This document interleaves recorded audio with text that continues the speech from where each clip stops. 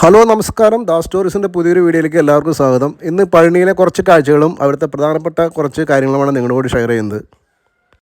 ആദ്യമൊക്കെ ഞങ്ങളെ പഴനിയിൽ വരുമ്പോൾ ഇവിടുത്തെ റൂമുകളൊക്കെ എടുക്കുകയെന്ന് വെച്ചിട്ടുണ്ടെങ്കിൽ വരുമ്പോൾ തന്നെ ഇവിടുത്തെ ആൾക്കാർ, ഇവിടുത്തെ ലോക്കൽസായ ആൾക്കാർ ഞങ്ങളെ പിടികൂടും.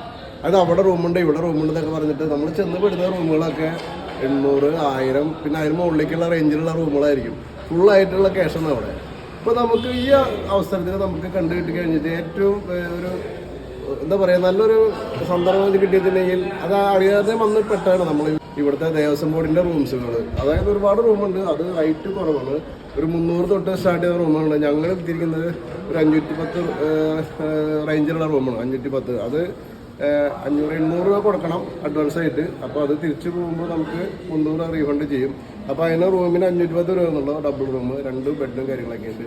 അപ്പോൾ ആ ബിൽഡിംഗ് ആ കോമ്പൗണ്ടിനായി കാണുന്നത് ഇവിടെ അതൊക്കെ ഫുള്ളായിട്ട് നമുക്ക് യൂസ് ചെയ്യാൻ പറ്റും ഈ ബിൽഡിങ്ങിൽ. അപ്പോൾ താഴെ കാറ് പാർക്ക് ചെയ്യാം, ബൈക്ക് പാർക്ക് ചെയ്യാം, കുറേ സൗകര്യമുണ്ട്.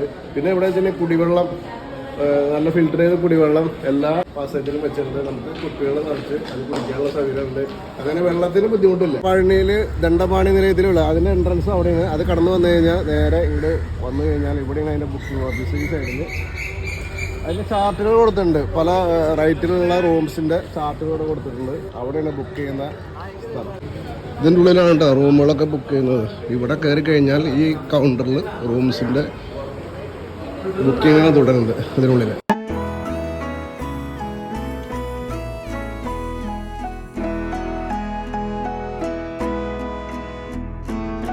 ദേവസ്വത്തിൻ്റെ ക്വാർട്ടേഴ്സാണ്. കാർത്തികേയൻ വിടുതി അങ്ങനെ ഒരു ക്വാർട്ടേഴ്സാണ് ഇവിടെ. അതുപോലെ തന്നെ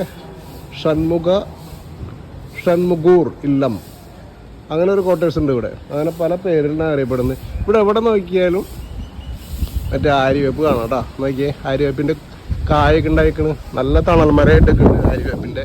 എവിടെ നോക്കിയത് ആ കാണുന്നത് നോക്കിയ മുകളിൽ ഇതാണ് നമ്മളെ പഴനിമല. തൊട്ടടുത്താണ് പഴനിമലയുടെ തൊട്ടടുത്താണ് ഈ ദേവസ്വത്തിൻ്റെ ഈ ബിൽഡിങ്സ്. ഈ ബൗണ്ടറി കടന്നു കഴിഞ്ഞാൽ തൊട്ടപ്പുറത്താണ് മല. ഇതിൽ നമ്മൾ ബാറ്ററി കാർ ഓടുന്നുണ്ട് കേട്ടോ. ഇങ്ങനെ സർക്കിൾ ചെയ്ത് കിടുമ്പമലയിലേക്കും അതുപോലെ തന്നെ പഴനിമലയുടെ അടിവാരത്തിലും കിടുമ്പമലയുടെ അടിവാരത്തിലും കൂടെ ഈ ബാറ്ററി കാർ ഓടും. അതിൽ കയറി വന്നാൽ നമുക്ക് ഫ്രീ സർവീസായിട്ട് മലയുടെ അവിടെ ഇറങ്ങാം കേട്ടോ.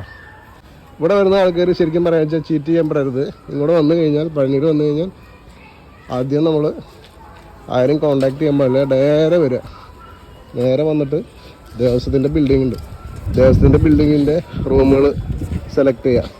അപ്പോൾ നമുക്ക് റൂം കാണാം കേട്ടോ. ഇവിടുത്തെ റൂം, ഞങ്ങളെടുത്ത റൂം 308 റൂമാണ്. ഞങ്ങൾ നേരത്തെ കയറിയതാണ്. അപ്പോൾ നിങ്ങൾ കാണിക്കണം റൂമിൻ്റെ അവസ്ഥ.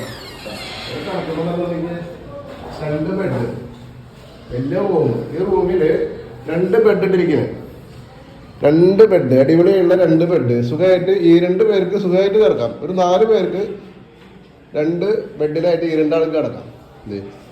ഇവിടെ വലിയൊരു മിററുണ്ട്, വാഷ് ബേസ് ഉണ്ട്. ഇത് ബാത്റൂം, ഇവിടെ ടോയ്ലറ്റ്, അതുപോലെ തന്നെ ഇവിടെ ഒരു ടോയ്ലറ്റ് ഉണ്ട്. കുളിക്കാനുള്ള സൗകര്യം ഇവിടെ ഉണ്ട്. നമ്മുടെ സാധനങ്ങളാണ് അതിൽ വെച്ചിരിക്കുന്നത്. അതുപോലെ തന്നെ ഒരു വലിയൊരു മിററുണ്ട് നമുക്ക് കാണാൻ വേണ്ടിയിട്ട്. പിന്നെ ഏറ്റവും പ്രത്യേകത എന്താണെന്ന് വെച്ചിട്ടുണ്ടെങ്കിൽ ഒരു അവിചാരിതമായിട്ടാണ് നമുക്ക് ഈ റൂമും ഈ സൈറ്റും ഇവിടെ നിന്ന് കാണാൻ പറ്റിയത്.